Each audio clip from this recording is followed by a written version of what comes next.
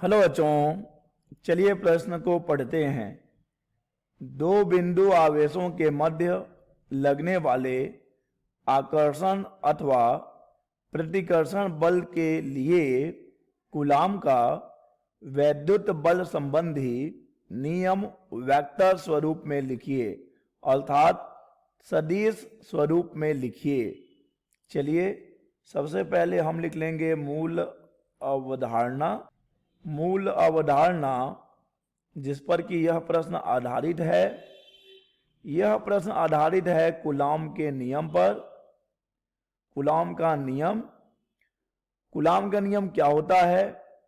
अगर दो बिंदु आवेश हैं Q1 और Q2 जिनके बीच की दूरी है स्मॉल r, तो बच्चों इन आवेशों के बीच लगने वाला बल F बराबर हो जाता है 1/4 pi epsilon not Q1 Q2 बटे R का वर्ग।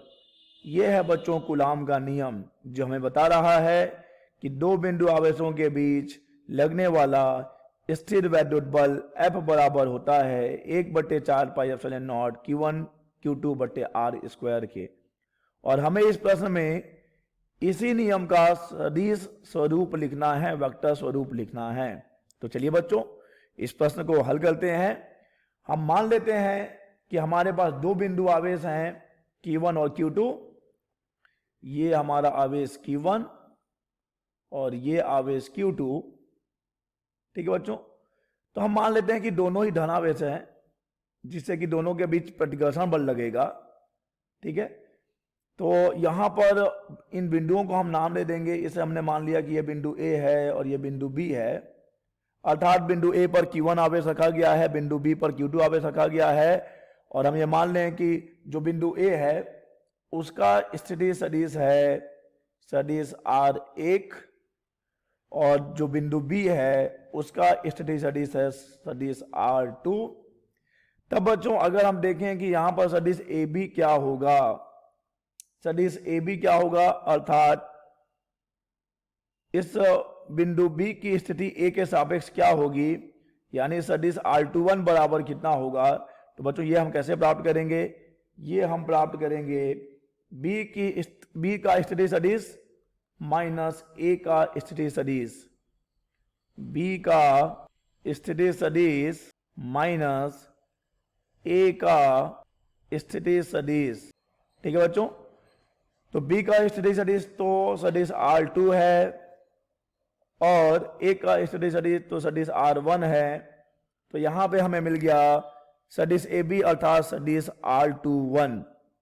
अब देखिए बच्चों, अब अगर हम कूलाम के नियम की बात करते हैं तो कूलाम के नियम से आवेश Q1 द्वारा Q2 पर आरोपित बल, ठीक है बच्चों, कूलाम के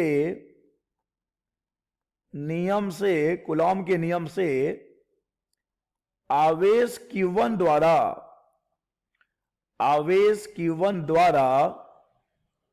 Q2 आवेश Q2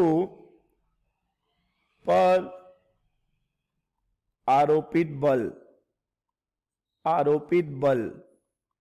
ठीक बच्चों, यानी कि हम बात कर रहे हैं सदिश F21 की, Q1 आवेश द्वारा Q2 पर आरोपित बल।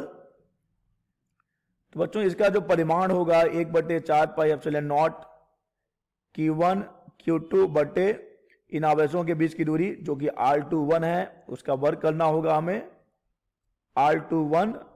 अब हमें इसकी दिशा दिखानी होगी, तो हम इसकी दिशा दिखाएंगे R21, एकांक सदिश R21। अब देखिए बच्चों, ये जो हमारी दिशा है यहां से लेके ये, अगर इसकी हम बात कर रहे हैं, ठीक है बच्चों, तो यहां पे बल लगेगा। हमें बात करनी है Q1 द्वारा Q2 पे लगाया गया बल, ये F21 हो जाएगा, क्योंकि हमने दोनों को धनावेश लिया है, यानी कि ये कर रहे हैं एक दूसरे को प्रतिकर्षित। तो वेक्टर F21 ऐसा है, तो यहां पे वेक्टर F12 भी हम लिख सकते हैं। आवेश 1 पर लगने वाला बल आवेश 2 के द्वारा, यानी कि Q1 पर लगने वाला बल Q2 के द्वारा। तो फिलहाल तो हम बात कर रहे हैं वेक्टर F21 की, अर्थात Q1 द्वारा Q2 पर लगने वाला बल या आरोपित बल। अब देखिए बच्चों, ये जो एकांक सदिश है R21, ठीक है बच्चों, ये सदिश R21 की दिशा का एकांक सदिश है। और हम जानते हैं कि एकांक सदिश क्या होता है। एकांक सदिश होता है सदिश बटे सदिश का मापांक। तो चलिए यहां पे हम वेक्टर F21 को लिख सकते हैं 1/4 pi epsilon not Q1 Q2 बटे, और ये जो हमारा R21 है उसे हम इसके मापांक का वर्ग भी लिख सकते हैं, क्योंकि हम जानते हैं सदिश का वर्ग उसके मापांक के वर्ग के बराबर होता है। और ये हमारा R21 एकांक सदिश। और अब ये हो जाएगा F21 बराबर 1/4 pi epsilon not Q1 Q2 बटे। अब देखिए यहां पे जो R21 एकांक सदिश है इसे हम लिख सकते हैं R21 सदिश बटे R21 का मापांक। ठीक है बच्चों, R21 का मापांक, R21 का मापांक जो है सदिश R21 का मापांक हमें R21 ही मिलेगा, यानी हम नीचे लिख सकते हैं R21 सदिश का क्यूब हो जाएगा, ये घन हो जाएगा, और ये हो जाएगा बच्चों सदिश R21। तो यहां से हमें सदिश F21 का मान मिल गया 1/4 pi epsilon not Q1 Q2 बटे R21 सदिश R21 का घन है, ये सदिश R21 का घन उसके मापांक का घन है बच्चों, और यहां पे सदिश R21।